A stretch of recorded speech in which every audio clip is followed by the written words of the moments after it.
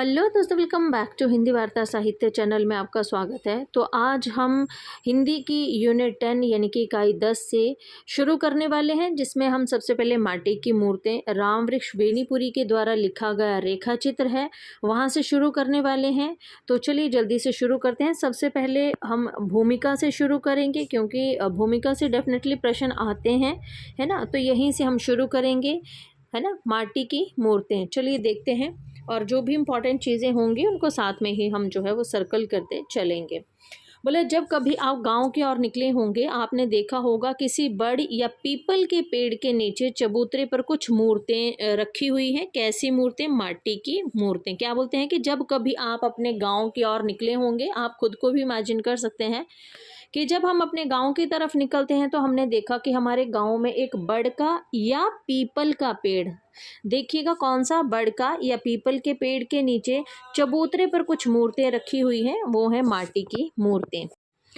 आगे राम वृक्ष बेनीपुरी कहते हैं कि ये मूर्तें ना इनमें कोई खूबसूरती, ना ये देखने में अच्छी हैं, ना रंगीन हैं, कुछ भी इनमें नहीं है। फलते बौद्ध या ग्रीक रोमन मूर्तियों के हम सौदाई यदि उनके कोई दिलचस्पी ना लें, उन्हें देखते ही मुंह मोड़ लें, नाक सिकोड़ लें, तो अचरज की कौन सी बात है ना। कहते हैं कि ये मूर्तियां देखने में कैसी हैं? ना कोई खूबसूरत है, ना इनमें कोई रंग है। बौद्ध या फिर ग्रीक रोमन मूर्तियों के हम जो हैं वो सौदाई हुए पड़े हैं। यदि हम उनमें कोई दिलचस्पी ना दिखाएं ना, और उनसे मुंह मोड़ के दूसरी साइड को चले जाएं, तो इसमें कोई अचरज की बात नहीं है। किंतु इन कुरूप बद शक्ल मूर्तों में भी एक चीज़ है, शायद उस और हमारा ध्यान नहीं गया, वह है जिंदगी। अब ये क्या कहते हैं, इन्होंने पहले तो कह दिए कि इन मूर्तियों में देखने लायक कुछ भी नहीं है। ना ये मूर्तियां देखने में अच्छी हैं, ना इनमें कोई रंग किया है, फिर भी हम पता नहीं क्यों इनके शुदाई हुए पड़े हैं। अगर हम इनको ना देखें और निकल जाएं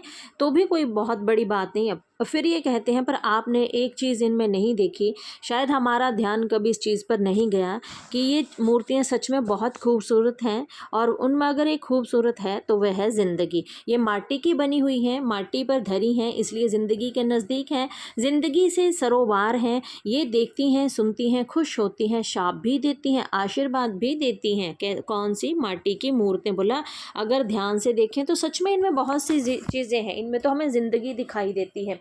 ये मूर्तें ना तो किसी आसमानी देवता की होती हैं, ना अवतारी देवता की होती हैं। गांव के ही किसी साधारण व्यक्ति मिट्टी के पुतले ने किसी असाधारण अलौकिक धर्म के कारण एक दिन देवत्व प्राप्त कर लिया, देवता में गिना जाने लगा, और गांव के व्यक्ति के सुख दुख का दृष्टा सृष्टा बन गया। मिट्टी के उन पुतलों की ये माटी की मूर्तें, हाँ, ये देखती हैं, सुनती हैं, खुश होती हैं, नाराज होती हैं। तो ये जो माटी की मूर्तें हैं ना, बोला अगर इनको महसूस करें तो ये सच में बहुत अच्छी हैं। ये देखती भी हैं, सुनती भी हैं, खुश भी होती हैं, नाराज भी होती हैं।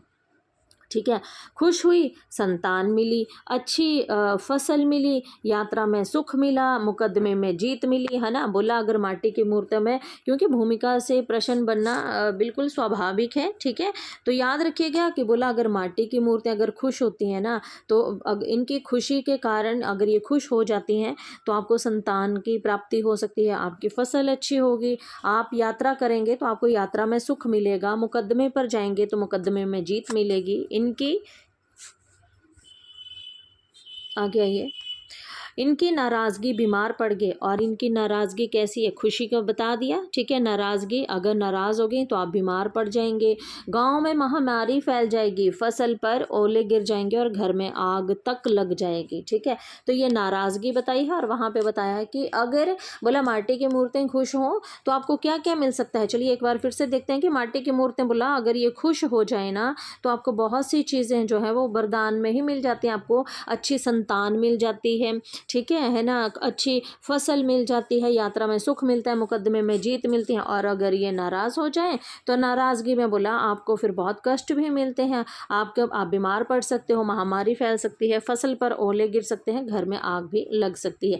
ये ज़िंदगी के नज़दीक ही नहीं है, ज़िंदगी में समाई हुई है, इसलिए ज़िंदगी के हर पुजारी का सिर इनके नज़दीक आप ही आप झुका है। बौद्ध और ग्रीक, याद रखिएगा बौद्ध और ग्रीक रोमन मूर्तियाँ दर्शनीय हैं। कौन सी मूर्तियाँ दर्शनीय हैं? बौद्ध और ग्रीक रोमन मूर्तियाँ दर्शनीय हैं, वंदनीय हैं। तो माटी की ये मूर्तें भी अब उपेक्षणीय नहीं। आपसे हमारा निवेदन सिर्फ इतना है, आपने राजा रानी की कहानियाँ पढ़ी हैं, ऋषि मुनियों की कथाएँ भी सुनी है, नायकों और नेताओं की जीवनियों का अध्ययन भी किया है। वे कहानियाँ, वे कथाएँ, वे जीवनियाँ कैसी मनोरंजक, कैसी प्रज्वल, कैसी उत्साहवर्धक, हमें दिन दिन उनका अध्ययन मनन अनुशीलन करना ही चाहिए। किंतु क्या आपने कभी सोचा है कि आपके गांवों में भी कुछ ऐसे लोग हैं जिनकी कहानियाँ, कथाएं और जीवनियाँ राजा रानियों, ऋषि मुनियों, नायकों, नेताओं की कहानियों, कथाओं और जीवनियों से कम मनोरंजन या फिर प्रज्वल और उत्साहवर्धक नहीं? आगे ये कहते हैं, किंतु शकुंतला, वशिष्ठ, शिवाजी, किसका जिक्र किया गया है? मैं सर्कल कर देती हूँ एक बार फिर से कि बोला, किंतु शकुंतला, वशिष्ठ, शिवाजी और नेताजी पर मरने वाले हम अपने गाँव की बुधिया और बाल गोविंद भगत। ये प्रश्न, ये पॉइंट आपका बहुत इम्पॉर्टेंट है। यहाँ से यहाँ तक बोला, शकुंतला, विशिष्ट, शिवाजी और नेताजी पर मरने वाले अपने गांव की बुधिया होगी, बाल गोविंद हो गया, भगत हो गया, बलदेव हो गया, बलदेव सिंह, और देव की ओर देखने की भी फुर्सत कहाँ पाते हैं, है ना। हजारी सेंट्रल जेल के एकांत जीवन में अचानक मेरे गांव और मेरे ननिहाल के कुछ ऐसे लोगों की मूर्तें मेरी आंखों के सामने आकर नाचने और मेरी कलम से चित्रण की याचना करने लगी। कौन कह रहे हैं? राम वृक्ष वेनीपुरी कह रहे हैं। जब वो हजारी सेंट्रल जेल में होते हैं, सर्कल कर लीजिएगा इनको, मैं हाईलाइट कर रही हूँ एक एक चीज़ को, है ना। यहाँ पर आपके जो ये रेखा चित्र ये जो दिए गए हैं, बुधिया, बाल गोविंद भगत, बलदेव सिंह और देव, है ना। इसके अलावा भी भौजी, परमेश्वर आते हैं, सुभान खां आते हैं इसमें, ठीक है, बैजू मामा आते हैं, रूपा की आजी आती है, मंगर आती है, बहुत से और भी रेखा चित्र इसमें है ना। क्योंकि हमने अभी तो सिर्फ भूमिका कर रहे हैं, आगे जब थोड़ा सा डिटेल करते हैं तो उसको भी डिस्कस करते हैं, बिल्कुल। तो बोला, हजारी सेंट्रल जेल के एकांत जीवन में अचानक मेरे गांव और मेरे ननिहाल के कुछ लोगों की मूर्तें मेरी आंखों के सामने आकर नाचने लगी और मेरी कलम से चित्रण की याचना करने लगी। लेखक किस जेल में थे? तो लेखक जो थे ये हजारी सेंट्रल जेल में थे, ठीक है। आकर याचना करने लगी और मेरी कलम से चित्रण की याचना करने लगी। उनकी इस याचना में कुछ ऐसा जोर था कि अंततः ये माटी की मूर्तें तैयार होकर रही। हाँ, जेल में रहने के कारण बैजू मामा भी इनकी पांत में आ बैठे और अपनी मूर्त मुझसे गड़वा ही ली। मैं साफ, कौन से जेल में कौन थे इनके साथ? बैजू मामा थे, है ना। बैजू मामा का चरित्र बहुत अच्छा है। जेल में इनको रहने का एक शौक सा हो गया था, क्योंकि छोटी मोटी चोरियां करते थे और 30 वर्षों से ये पटना की जेल में ही रह रहे थे, ठीक है। मैं साफ कह दूं, ये कहानियाँ नहीं, जीवनियाँ हैं। ये चलते फिरते आदमियों के शब्द चित्र हैं। मानता हूँ कला ने उन पर पच्चीकारी की है, किंतु मैंने ऐसा नहीं होने दिया कि रंग रंग में मूल रेखाएं ही गायब हो जाएं। मैं उसे अच्छा रसोइया नहीं समझता जो इतना मसाला रख दे कि सब्जी का मूल स्वाद ही नष्ट हो जाए। कला का काम जीवन को छिपाना नहीं, उसे उभारना है। कला वह जिसे पाकर जिंदगी निखर उठे। बहुत इंपॉर्टेंट पॉइंट है, देख लीजिएगा, वेरी वेरी इंपॉर्टेंट पॉइंट है, भूमिका से लिया गया है कि कला का काम जीवन को छुपाना नहीं बल्कि उसे उभारना है। कला वह जिसे पाकर जिंदगी निखर उठे, ठीक है। डरता था सोने चांदी के इस युग में मेरी ये माटी की मूर्तें कैसे पूजा पाती हैं, किंतु इधर इनमें से कुछ जो प्रकाश में आई, हिंदी संसार ने उन्हें सिर आंखों पर रख लिया। ये मेरी कलम या कला की करामत नहीं, मानवता के मन में मिट्टी के प्रति जो स्वाभाविक स्नेह है उसका परिणाम है। उस स्नेह के प्रति मैं बार बार सिर झुकाता हूँ और कामना करता हूँ कुछ और ऐसी माटी की मूर्तें हिंदी संसार की सेवा में उपस्थित करने का सौभाग्य प्राप्त कर सकूं। कौन कहते हैं? राम वृक्ष वेनीपुरी जो हैं वो कहते हैं, ठीक है। चलिए थोड़ा सा आगे और देख लेते हैं। ये माटी की मूर्तों में अनुक्रम है, आपको ये अनुक्रम बिल्कुल याद रखना है। 12 शब्द चित्र हैं, ये देखते हैं। ये माटी की मूर्तें सबसे पहले जो आते हैं आपके रजिया, फिर बलदेव सिंह, सरजू भैया, मंगर, रूपा की आजी, देव हैं। जब भी याद करें आप बिल्कुल क्रम में ही याद करें, ठीक है। बाल गोविंद भगत आते हैं, भौजी हैं, परमेश्वर है, बैजू मामा है, सुभान खां है और बुधिया है। इनका भी थोड़ा थोड़ा सा हम जो है वो परिचय देख लेते हैं। नवीन संस्करण में ये कहते हैं कि ये माटी की मूर्तें सोने की मूर्तें सिद्ध हुई। 6 साल में इसकी 60,000 प्रतियां बिक चुकी थी। तो बिल्कुल याद रखिएगा कि ये माटी की मूर्तें कैसी मूर्तें सिद्ध हुई, सोने की मूर्तें सिद्ध हुई। कितने साल में? 6 साल में इसकी 60,000 प्रतियां जो थी वो बिक चुकी, ठीक है ना। ये 60,000 प्रतियां जो थी इनकी बिक चुकी। इस नवीन संस्करण में एक मूर्त और जोड़ दी गई, रजिया, ठीक है। क्रम में भी कुछ परिवर्तन कर दिया गया और पाठ में भी इसे आदि से अंत तक सचित्र भी कर दिया गया। मैं आशा करूं इस नए रूप में ये और भी पसंद की जाएगी, ठीक है। तो ये क्या था, ये आपका भूमिका थी। भूमिका में जो भी इम्पोर्टेंट चीज़ें थी सारी मैंने आपके सामने रख दी हैं। अब कुछ तो चलते हैं इनके पात्रों की तरफ, देखते हैं कि माटी की मूर्तें रामवृक्ष वेणीपुरी के द्वारा लिखा गया है, ठीक है। हमें पता है रामवृक्ष वेणीपुरी के जन्म की बात करें तो इनका जन्म 1899 ईस्वी में हुआ है, ठीक है। माटी की मूर्तें, ये विधा क्या है, रेखा चित्र है। प्रकाशन वर्ष इसका 1946 में ये लिखा गया है। शुरुआती संस्करण की बात करते इसमें कुल 11 रेखा चित्र थे और सन 1953 ईस्वी के संस्करण में रजिया को जोड़ दिया गया, जिससे इसकी संख्या जो थी वो 12 हो गई थी, ठीक है। आगे बात करते हैं कि माटी की मूर्ति में संकलित सभी रेखा चित्र रामवृक्ष वेणीपुरी ने हजारी बाग सेंट्रल जेल में रहते हुए ही लिखे हैं, ठीक है। तो याद रखिएगा कहाँ पर, हजारी बाग सेंट्रल जेल में रहते हुए ही लिखे हैं। इन रेखा चित्रों में रामवृक्ष वेणीपुरी ने अपने जीवन के उन चुनिंदा लोगों के बारे में लिखा है जो उनके अत्यंत प्रिय थे, ठीक है। लगभग हर व्यक्ति के बारे में बताते हुए अपने बचपन में चले जाते हैं। बचपन के दिनों में इन सभी व्यक्तियों के साथ बिताए हुए अच्छे अच्छे पल जो होते हैं बोला वो भी सजीव हो जाते हैं, क्योंकि जब इंसान पुरानी स्मृतियों में खोता है, और जैसे अगर हम भी अपने बचपन में जाएं तो अभी बहुत सी ऐसी यादों को हम भी ताज़ा कर सकते हैं, है ना। तो ये उसी तरह से सेंट्रल जेल में जब लिख रहे थे तो बहुत से बचपन में जो जो चीज़ें इन्होंने की थी, ठीक है, वो सब इनको याद आती हैं, ठीक है। अब उसके बाद बोलते हैं कि सामाजिक, आर्थिक एवं सांस्कृतिक स्थिति भी उनके माध्यम से स्पष्ट करते चलते हैं। इन रेखा चित्रों के माध्यम से हर व्यक्ति के जीवन एवं चरित्र के श्वेत श्याम पक्षों को दिखलाते हुए मानवीय और नैतिक पक्षों को अधिक उभारा गया है, ठीक है। रेखा चित्र में लेखक ने बचपन की स्मृतियों को महत्व दिया है। कौन सी? तो रेखा चित्र में लेखक ने किन स्मृतियों को महत्व दिया है? बचपन की स्मृतियों को महत्व दिया है और जवानी एवं आगे के जीवन के साथ उसकी तुलना जो है वो की है, ठीक है। याद रखिएगा तुलना कहाँ पर की है, महत्व कहाँ पर दिया है। रेखा चित्र में लेखक ने बचपन की स्मृतियों को महत्व दिया है, ठीक है, और जवानी की जो है उस जीवन की इन्होंने तुलना जो है वो की है, ठीक है। अब चलते हैं इनके पात्रों की तरफ। पात्र देख लेते हैं कौन कौन से हैं। तो इसमें कुल शब्द चित्रों की या फिर पात्रों की बात करें तो कुल 12 जो हैं वो आते हैं, ठीक है। 1953 में बोला कि रजिया के जुड़ने पर इनकी संख्या जो थी वो 12 हो गई थी। चलिए देखते हैं डिटेल के साथ। रजिया जो आती है, ठीक है, रजिया है, बलदेव है, सरजू भैया है, मंगर है, रूपा की आजी है, ये रूप लिखा है, ठीक है, कि रूपा की आजी है, देव है, बाल गोविंद भगत हैं, भौजी, परमेश्वर, बेजू मामा है, सुभान खां है और बुधिया हैं। तो ये 12 आते हैं। माटी की मूर्तें जो हैं इसकी भूमिका में लेखक का कथन है कि ये मूर्तें ना तो किसी आसमानी देवता की होती हैं, ना किसी अवतारी देवता की, गांव की ही किसी साधारण व्यक्ति जो है वो मिट्टी के पुतले ने असाधारण अलौकिक कर्म के कारण एक दिन देवत्व प्राप्त कर लिया, देवता में गिना जाने लगा, ठीक है। अब देखते हैं सबसे पहले जो पात्र आता है या फिर आपका संस्मरणात्मक रेखा चित्र आता है, ये आता है आपका रजिया, ठीक है। रजिया की बात करें तो 1952 में ये जो है है ना, 1952 में, पेन ले लूँ 1 मिनट, 1952 में ये नई धारा पत्रिका में प्रकाशित हुआ था रजिया सबसे पहले। फिर 1953 में ये माटी की मूर्तें में संकलित हो गया था, ठीक है, 1952 में लिखा गया था, 1953 में इसको माटी की मूर्तें में संकलित कर दिया गया था। और 1959 में यानी कि 1959 में जो है इसको पुनः नवनीत पत्रिका में जो था वो प्रकाशित करवा दिया था, है ना। बोला रजिया क्या है, एक निम्न वर्ग की चूड़ी हारिन की पुत्री है जो चूड़ी बेचने के व्यवसाय में निपुणता प्राप्त कर लेती है।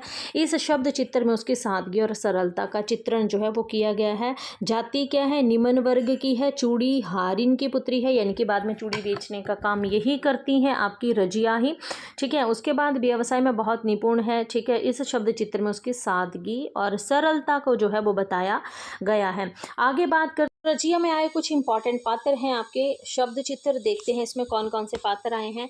रजिया जो चूड़ी हारिन है खुद नायिका है इस संस्मरण की, है ना। हसन है जो कि रजिया के पति हैं। बेनीपुरी की मौसी आती हैं, रजिया की पोती आती हैं। और रजिया के कितने पुत्र हैं, तो रजिया के जो हैं वो कुल 3 पुत्र जो हैं वो रजिया के आते हैं। वेरी वेरी इंपॉर्टेंट है, देख लीजिएगा। अगले पात्र पर हम चलते हैं। अगले पात्र जो है वो आपके बलदेव सिंह आते हैं, ठीक है। बलदेव सिंह की अगर बात करें हम तो ये व्यक्ति प्रधान शब्द चित्र है आपका, ठीक है। बलदेव सिंह की बात करें तो ये क्या है, ये व्यक्ति प्रधान शब्द चित्र है। 1946 में ये मधुकर पत्रिका में प्रकाशित हुआ था, ठीक है। ये छोटे छोटे पॉइंट हैं, ठीक है, याद रखिएगा। 1946 में सबसे पहले ये मधुकर पत्रिका में प्रकाशित हुआ था जब रामवृक्ष बेनीपुरी ने माटी की मूर्तें लिखा था। फिर 1946 में ये माटी की मूर्तें में संकलित हो गया। पत्रिका कौन सी है, मधुकर पत्रिका में छपा था। गांव के एक पहलवान व्यक्ति का मार्मिक चित्र यहाँ पर दिखाया गया है। बलदेव सिंह का एक पहलवान है जो बलदेव सिंह है, ठीक है। ये क्या करते हैं, पहलवान है और लाठी चलाने में बहुत निपुण है। लाठी बहुत अच्छी ये चला लेते हैं, ठीक है। तो याद रखिएगा लाठी चलाने में निपुण है। जिंदा दिल, शेर मर्द, इंसाफ का पक्षधर, दीन दुखियों और पीड़ितों का रक्षक है। बचन का पक्का है, ताकतवर है, बच्चों का सानिरीह और मानव सेवी है जो छल पूर्वक मौत के घाट जो है वो उतार दिया जाता है। अब मौत भी इसकी कैसे होती है, मौत भी इसके कारणों से नहीं होती, बल्कि जो एक विधवा होती है, विधवा के खेतों से अवैध कब्जा छुड़ाने के लिए, मतलब जैसे होता है ना, कुछ लोगों को आदत होती है कि बीच में चले गए भाई अपनी पंचागिरी थोड़ी सी दिखाएंगे, वैसे वाला पात्र था ये बलदेव, ठीक है। तो वहाँ पे चला गया और वहाँ पर वो कब्जा छुड़ाने के लिए गया, और गया तो गया पर लोगों ने इसको छोड़ा नहीं, बल्कि इसकी हत्या जो है वो वहाँ पर कर दी। आपका जो बलदेव सिंह है, ठीक है, ये इसमें प्रधान पात्र रहता है। शब्द चित्रकार खुद बेनीपुरी रहते हैं, बेनीपुरी के मामा जी हैं। एक विधवा आती है जिसके खेतों को छुड़ाने के लिए गए थे अवैध कब्जा, और खुद जो है वो मौत के शिकार हो जाते हैं। पुलिस सुपरिटेंडेंट आते हैं, मौलवी साहब आते हैं, बिशनपुर गांव के 2 भाई आते हैं, ठीक है। बिशनपुर गांव के 2 भाई आते हैं, याद रखिए बिशनपुर गांव का वर्णन जो है यहाँ पर किया गया है, ठीक है। अब रचना 3 यानी कि आपका जो है ये मतलब 1 मिनट पेन ले लो, ये सरजू भैया आपका जो है ये तीसरा जो है वो आपका पात्र आता है, ठीक है। ये लेखक के मुंह बोले भाई जो हैं वो होते हैं। अगर अकेली रचना सरजू भैया की बात करें तो वैसे तो ये 1942 में लिखी गई है, पर 1946 में जो है ये इसमें जो थी संकलित कर दी गई थी, है ना। ये व्यक्ति प्रधान शब्द चित्र है। सरजू भैया बेनीपुरी जी के मुँह बोले बड़े भाई हैं। बहुत जिंदा दिल, मिलनसार और हंसने वाले इंसान हैं। उनके जीवन का मूल मंत्र मानव सेवा है। सरजू भैया का संदर्भ में लेखक का कथन है, उनका चरित्र अनुसरणीय ही नहीं वंदनीय और पूजनीय है। जब जब मैं उन्हें देखता हूँ मेरा ज्ञानी मस्तिष्क अपने आप उनके चरणों में झुक जाता है। सरजू भैया में प्रमुख पात्रों को बिल्कुल याद रखिए, यहाँ से प्रश्न बन चुके हैं आपके पात्रों से, ठीक है। कि सरजू भैया में संस्मरणात्मक रेखा चित्र है, ठीक है, उसमें कौन कौन से पात्र है, रजिया में कौन कौन से पात्र हैं। तो सरजू भैया में खुद आपके सरजू भैया आते हैं, बेनीपुरी जी हैं। सरजू भैया के पिता हैं महाजन बेनीपुरी की मौसी हैं और बेनीपुरी जी की पत्नी हैं, ठीक है। तो इन सब का जिक्र जो है वो आपके सरजू भैया में हुआ है, ठीक है। मंगर की बात करते हैं तो मंगर जो है, मंगर गांव का एक मेहनती हलवाहा है। उसके जैसा मेहनती हलवाहा पूरे गांव में नहीं है। वे गरीब है लेकिन स्वभाव से बहुत ही ईमानदार है। कौन? आपका जो मंगर है, ठीक है। ये इसकी एक बेटी होती है जो विकलांग होती है, ठीक है, और दूसरा इसका पुत्र होता है जो कि अब मर चुका है, नहीं है। अगर इसकी पत्नी की बात करें, मंगर की पत्नी की बात करें तो मंगर की जो पत्नी आती है वो भकोलिया आती है, ठीक है, याद रखिएगा, भकोलिया इसकी पत्नी आती है। पाँचवा अगर बात करें, इसमें कोई भी ऐसा जो है वो अलग से पात्र नहीं दिया गया है, ठीक है। पाँचवीं रूपा की आजी आती है। ये जो संस्मरणात्मक रेखा चित्र है आपका, ठीक है। इसमें रूपा की जो आजी होती है इसको लोग डायन कहकर पुकारते हैं, ठीक है ना। इसकी रचना अगर पूछी जाए तो 1944 में, एक मिनट पेन ले लूँ, 1944 में इसकी रचना हुई है आपकी, ठीक है। अरे यार ये क्या है ना। और 1946 में इसको जो है वो माटी की मूर्ति में संकलित कर दिया गया था। रूपा की आजी को गांव के लोग डायन समझते हैं। ये अंधविश्वास पूरे गांव में व्याप्त है कि मां के निधन के बाद रूपा की आजी उसे पालती हैं। रूपा के विवाह के बाद उसके सास ससुर का भी निधन हो जाता है। धीरे धीरे पूरे परिवार की मृत्यु हो जाती है। इस कारण लोग जो है इसे डायन समझते हैं। लोगों से अपनी जान बचाने के लिए ये भागती है और फिर एक कुएं में कूद कर जो है वो अपनी आत्महत्या कर लेती है। रूपा की आजी है बेनीपुरी जी खुद हैं, रूपा है, मामी है, रवि बाबू हैं, ठीक है। आगे देव आते हैं आपके इम्पॉर्टेंट ये भी पात्र हैं आपके देव, ठीक है। ये इसका देव का अगर अकेला रचना काल पूछा जाए तो 1944 है, ठीक है, याद रखिएगा 1944। और 1946 में ये इसको जो है वो इसमें रेखा चित्र में माटी की मूर्ति में जो है इसको संकलित कर दिया गया था। देव आरंभ में एक साहसी निर्भीक सत्यवादी बालक के रूप में बताया गया है। बाद में ये अपने थाने के एक छात्र नेता बन जाता है। ये याद रखिएगा, बहुत इंपॉर्टेंट पॉइंट है कि देव जो है आरंभ में साहसी और निर्भीक होता है। बाद में कौन सा पात्र जो है वो थाने में जो है वो नेता बन जाता है, तो आपका देव, ठीक है। पुलिस के अत्याचारों का शिकार भी होता है। इसमें देव के माध्यम से मानवीय और पुलिस के अत्याचारों का वर्णन जो है वो किया गया है। देव में ये जो आपके पात्र आते हैं, इतने इंपॉर्टेंट पात्र हैं, मैं आपको बताऊं, है ना। मैं थोड़ा इसको छोटा कर देती हूँ ताकि आपको आराम से दिख जाए यार, है ना। इसमें देव हैं, तपेसर हैं, भाई कुन, ठीक है, और दरोगा एवं इंस्पेक्टर हैं। ये जो तपेसर है ना, ये पात्र आपका बहुत पूछा जाता है, इसलिए मैं थोड़ा इसको यार ऐसे ही कर देती हूँ, बड़ा तो दिख ही रहा है ना। देव इम्पॉर्टेंट, आपको पता है देव तो इम्पॉर्टेंट ही हैं, क्योंकि अमरूद की चोरी करते हैं। अमरूद की चोरी करते करते इनका हाथ भी टूट जाता है, ठीक है। पुलिस इतना मारती है कि अब तो इनको किसी का असर नहीं होता है। हाँ, पर एक चीज़ इनके हो जाती है कि इनको दर्द में कराहने की आदत जो है वो लग जाती है। स्वभाव बाद में इसका जो है वो क्रांतिकारी हो जाता है, तो ये क्रांतिकारी जो है वो बाद में बन जाता है, ठीक है। देव हैं, तपेसर हैं, कुन हैं, दरोगा हैं और एक इंस्पेक्टर हैं। तो इम्पॉर्टेंट पात्र हैं, मैंने आपको बता दिए हैं। आगे चलते हैं। आगे हैं बाल गोविंद भगत, ठीक है। ये जात के क्या होते हैं, जात के ये तेली होते हैं, ठीक है, याद रखिएगा। कबीर पंथी हैं। कबीर को जो है वो साहिब कहते हैं। कबीर के पद गाते हैं। बीमारी से उनके बेटे का देहांत हो गया है, पर फिर भी इनको दुख नहीं है। कहते हैं कि आत्मा परमात्मा के पास चली गई है ना। और मतलब उसके दुख ना मनाने के बजाय जो है ये खंजड़ी जो है वो बजाते रहते हैं, है ना। अब ना जाने वह कौन सी प्रेरणा थी जिसने मेरे ब्राह्मणत्व का गौरव उन्नत सर उस तेली के निकट झुका दिया। जब जब वह सामने आता मैं झुक कर उससे राम राम किए बिना नहीं रहता। बाल गोविंद भगत खुद हैं, इसमें उनका बेटा है और पतोहू है। तो ये कबीर के अनुयायी कौन से पात्र हैं आपके, तो ये बाल गोविंद भगत है। आगे भौजी आती हैं जो कि लेखक की भाभी हैं, ठीक है। और अगर इसकी बात करें तो 1943 1943 में और बाद में 1946 में इसको इसमें संकलित कर दिया गया था। लेखक ने अपनी भौजी भाभी के विवाह उपरांत से घर आगमन से लेकर उनकी मृत्यु की स्मृतियों को जो है यहाँ पर बताया है, ठीक है ना।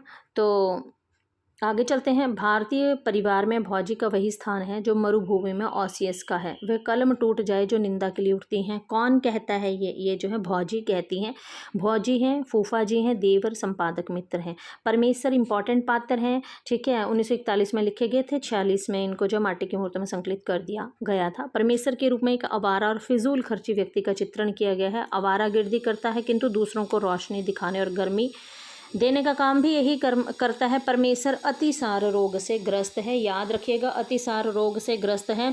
होली में जो है ये होली और दशहरे में खूब रौनकें लगाता है। होली में ये डपली बजाता है, क्या बजाता है, डपली बजाता है, ठीक है। और दशहरे में जो है ये ओझा का खेल जो है वो दिखाता है। तो इम्पॉर्टेंट है, देख लीजिएगा। आगे चलते हैं। आपके बैजू मामा आते हैं आपके, ठीक है। बैजू मामा जो है ये जेल में रहने के ही आदी हो चुके हैं। बैजू मामा एक अजीब से चोर है, बार बार चोरी करते हैं और कितने वर्षों से 30 वर्षों से जेल में जो है सजा भुगत रहे हैं, ठीक है। और लेखक से उनकी मुलाकात जेल में ही हुई थी, ठीक है। बेजू मामा जेलर जज साहब हैं, मेट और जमादार हैं, ठीक है। बार बार ये मतलब इनको जेल के पुए खाना इतने पसंद थे कि बार बार चोरी करके वहीं पर चले जाते थे, ठीक है। सुभान खां आती हैं, ये संस्मरणात्मक रेखा चित्र 1942 में लिखा गया था, 46 में माटी की मूर्तों में संकलित कर दिया गया था। सुभान खां जो पेशे से राजमिस्त्री हैं, ईमानदार, विनम्र, वात्सल्य आदि गुणों से भरपूर हैं। उन्हें हिंदू मुस्लिम एकता की चाहत है, यानी कि हिंदू और मुस्लिम एकता का समन्वय रखने वाला कौन सा पात्र था आपका? सुभान खां था। मैं मुसलमान हूँ, कभी अल्लाह को नहीं भूला हूँ, मैं मुसलमान की हैसियत से कहता हूँ, मैं गाय की कुर्बानी ना होने दूंगा, सुभान खां कहते हैं। सुभान खां है, यजिंद्र है, हजरत हुसैन है, आपके बेनीपुरी के मामा जी हैं, तो याद रखिएगा। और अंतिम जो हमारा संस्मरण रेखा चित्र आता है ये है बुधिया, ठीक है। 1943 में लिखा गया था और 46 में इसको जो है वो माटी की मूर्तों में संकलित कर दिया गया था, है ना।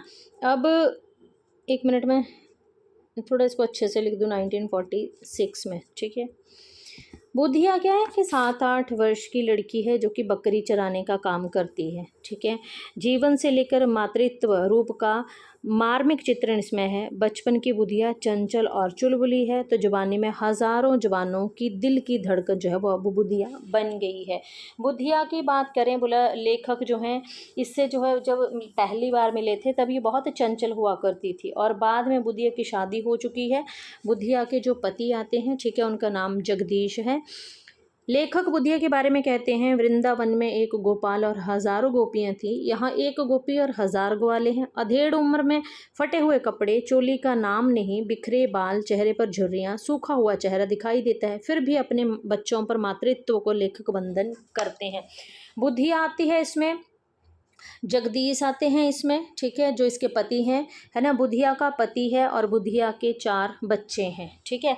तो यहाँ पे जगदीश लिखा है जो कि जगदीश नहीं जगदीश है, ठीक है ना। जगदीश दोनों को ही याद रखिएगा, इसके पति हैं और बुधिया के 4 बच्चे हैं, ठीक है। तो यहीं पर हमारा ये रेखा चित्र जो है माटी की मूर्तें ख़त्म होता है, ठीक है। और बाकी हमने सारा जो है वो क्लास में डिस्कस कर लिया है। अगर वीडियो पसंद आए तो वीडियो को लाइक और चैनल को सब्सक्राइब ज़रूर कीजिएगा। मिलते हैं नेक्स्ट वीडियो में, तब तक के लिए धन्यवाद।